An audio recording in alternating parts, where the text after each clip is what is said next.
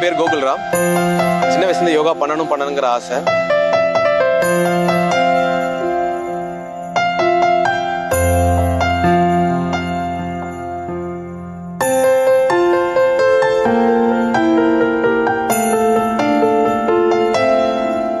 கிட்டத்தட்ட 25 வருஷமா யோகா பிராக்டிஸ் பண்ணிட்டு இருக்கேன். என்னோட ஊர் பாத்தீங்கன்னா கன்னியாகுமரி மாவட்டம்.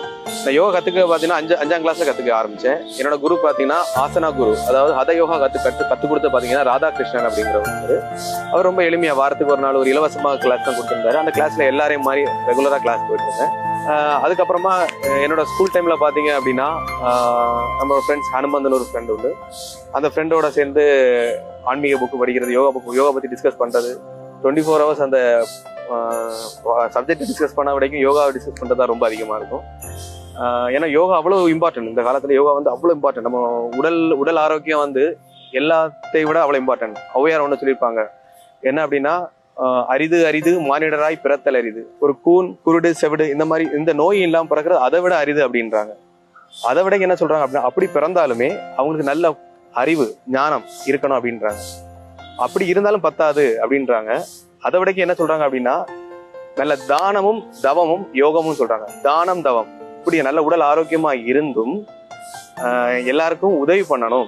நல்ல ஞானம் இருந்தாலும் பத்தாது. எவ்வளவு புக்கு படிச்சாலும் சரி, என்ன கல்வி படிச்சாலும் சரி, அது உங்களுக்கு பயன்படாது. அப்போ நல்ல ஞானம் இருக்கணும். அதே மாதிரி நல்ல யோகம் தவம்ங்கிறது வந்து தன்னைத்தானே உணரக்கூடிய அந்த யோக நிலை தவம், அதை வந்து தெரியும். யோகா அப்படி பாத்தீங்கன்னா யோகா இஸ் கம்ப்ளீட்லி டிசிப்ளின் தான் யோகா அப்படி சொல்லுவாங்க. டிசிப்ளின் அதாவது நம்மளோட டிசிப்ளினா ஒரு எந்த விஷயம் பண்ணாலுமே அது யோகா கூட இணைக்கப்படும். அப்புறம் இன்டர்நேஷனல் யோகா டேக்கு வீடியோ போஸ்ட் பண்ணியிருந்தேன் ஒரு 5 years 6 years பேக். அந்த வீடியோ பாத்தீங்கன்னா ரொம்ப வைரல் ஆயிடுச்சு. அப்புறம் என்ன ஆச்சுன்னா, நிறைய இதுல இருந்து எனக்கு கிளாஸ் எடுங்க, இல்லாட்டி கிளாஸ் சொல்லி கொடுங்க அப்படின்னு. அதுக்கு முன்னாடி சென்னையில என்ன பண்ணேன் அப்படின்னா, வேலையை விட்டு வர முன்னாடி சென்னையில் நிறைய யோகா சென்டர்லாம் கேட்டேன், வேலை கொடுக்குறீங்களா? ஏன்னா எனக்கு யோகாலாம் இன்ட்ரெஸ்ட் அதிகம். நான் சென்னையில போய் யோகா கத்துக்க நிறைய சென்டர்ல கேட்டேன். இல்லப்பா யோகாக்கு வேகன்சி கிடையாது, யோகா இப்போ இதுவே கிடையாது அப்படின்னா. பட் யோகாவோட வேலை யாருக்கும் தெரியல. நான் ஃப்ரீயா வரேன், கிளாஸ் எடுக்க வாலண்டரிஸா வரேன் அப்படிலாம் கூட சொல்லியிருக்கேன். பட் யாருமே அந்த இதுக்கு இது பண்ணிக்கலாம். இங்க அவ்வளவு சென்டர் இருக்கு, ஒரு 10-20 சென்டர் இருப்பேன். ஆன்லைன்ல அப்ளை பண்ணியிருக்கேன் இங்க சென்னையில இருந்து. பட் யாருமே இதை ரெஸ்பான்ஸ் பண்ணல. அதாவது அதுக்கு ஒரு வேல்யூ தரல. அப்புறம் அது நேச்சராகவே நம்ம ஒரு விஷயத்த நினைக்கிறோம் அப்படின்னா நேச்சராகவே அதை கொண்டு கொடுக்கணும்னு சொல்லுவாங்க நமக்கு. அதே மாதிரி தான் நம்ம ஒரு விஷயத்துல எவ்வளவு இன்டென்ஷனா இருக்குமோ நேச்சர் வந்து அதுக்கான சப்போர்ட் கொடுக்கும். ஸோ என்னாச்சு அப்படின்னா, நான் இந்த ஊர்ல இருந்துட்டு போட்டப்போ நிறைய இது ஆகிடுச்சு. அதுல இருந்துட்டு மக்கள் நிறைய பேருக்கு யோகா கிளாஸ் எடுக்க ஆரம்பிச்சு. ஸோ எனக்கு அது ஒரு பேஷனாகவும் அது ஒரு இன்கம் வர மாதிரியும் ஒரு இது செட் ஆயிடுச்சு. பட் இன்கம்காக கிடையாது யோகா. அதாவது யோகா வந்து நான் அந்த பேஸ் பண்ணி நான் இது பாக்குறதே கிடையாது. யோகா ஏன்னா நானே யோகாவை இலவசமா தான் கற்றுக்கிட்டேன். யோகா வந்து அதாவது தானத்தில் சிறந்த தானம் அன்னதானம் சொல்லுவாங்க. பட் அதனினும் சிறந்தது யோக தானம் அப்படின்னு சொல்லுவாங்க. யோகா தானம் பண்றது வந்து சாதாரண விஷயம் கிடையாது. ஒருத்தருக்கு யோகா கற்றுக் கொடுக்கறது வந்து மிகப்பெரியது. ஒருத்தருக்கு ஞானத்தை கொடுக்கறது வந்து அது கொடுக்கறது வந்து மிகப்பெரிய ஒரு இது. அது அவ்வளவு சீக்கிரம் யாரும் கிடைக்காது. அந்த தானத்தை பண்ணணுங்கிறதா என்னோட இது. அதே மாதிரி என்னோட டீப் இன்டென்ஷன் என்ன அப்படி பாத்தீங்கன்னா, உலக மக்கள் அனைவருக்கும் இலவசமாக யோகா கொண்டு சேர்க்கணும். இதுதான் என்னோட இன்டென்ஷன். கண்டிப்பா அது முடியும், ரொம்ப ஈஸியா முடியும். அதுக்கான ஒரு விஷன் நான் வச்சிருக்கேன். இப்ப பாத்தீங்கன்னா இப்போ இந்த மாடர்ன் வேர்ல்ட்ல மொபைல் போன், நான் கூட மொபைல் யூஸ் பண்றேன். பட் அதுல ஒரு அவேர்னஸ் இருக்கணும். எது பண்ணாலுமே அது ஒரு அவேர்னஸ் இருக்கணும்.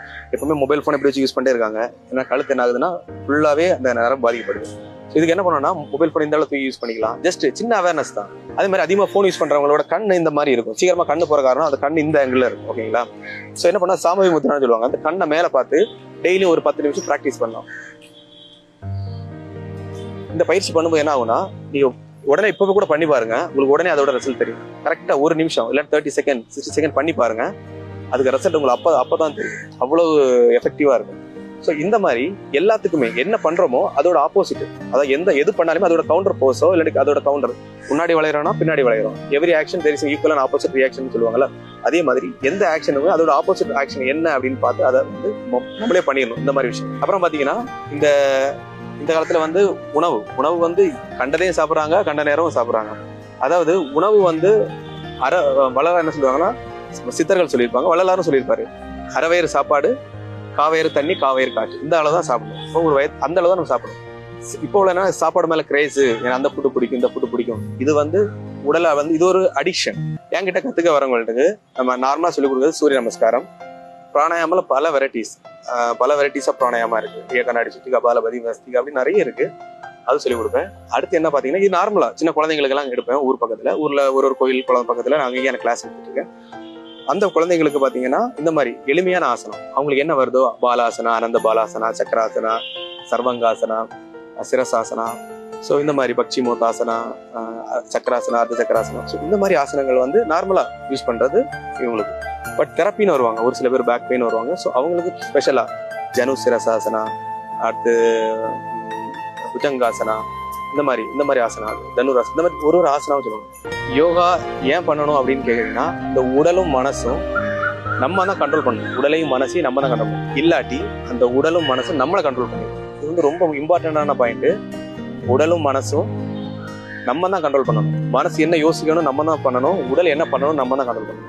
அது போக்கிலே விட்டுறக்கூடாது. என்ன ஆகும் அப்படின்னா, காலைல எழுந்து பாத்தீங்கன்னா எல்லாம் அறக்க பறக்க ஏதோ வேலை பண்ணிட்டு எல்லாம் என்னென்னமோ சாப்பிட்டுட்டு நிம்மதியான தூக்கம் இல்லை, எப்ப தூங்குறோம் எப்ப எந்திக்கிறோம் இப்படிங்கிற ஒரு ரொட்டீனே இல்லை.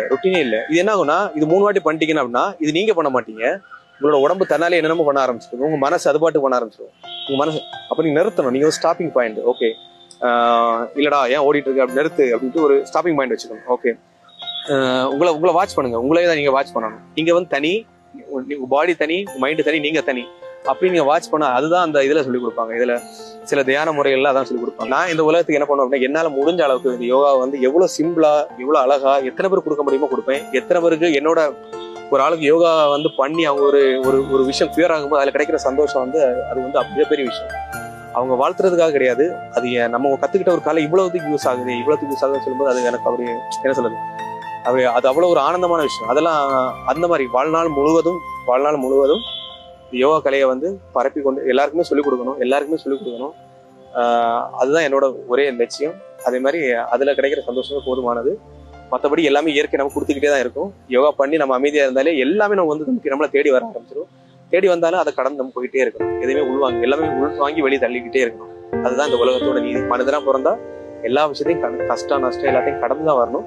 எல்லாத்தையும் ஒரே மாதிரி பார்த்து கத்துக்கணும். கஷ்டமா இருந்தா சரி, என்ன ஆயிரப்போகுது, என்னடா ஆயிரப்போகுது, ஓகே, ஒரு பெரிய பிரச்சனை, இவ்வளவு பெரிய பிரச்சனையா இருக்கணும், என்ன ஆயிரப்போகுது, எல்லாத்தையும் கடந்து போயிட்டே இருக்கணும். இந்த மூமெண்ட், இந்த நிமிஷம் பிரசண்டா வாழ ஆரம்பிச்சு எந்த வேலை செஞ்சாலும் பிரசண்டா செய்யுங்க. பாஸ்ட் திங்க் பண்ணா ஃபியூச்சர் திங்க் பண்ண வேணாம். அப்படியே அதுதான் என்னோட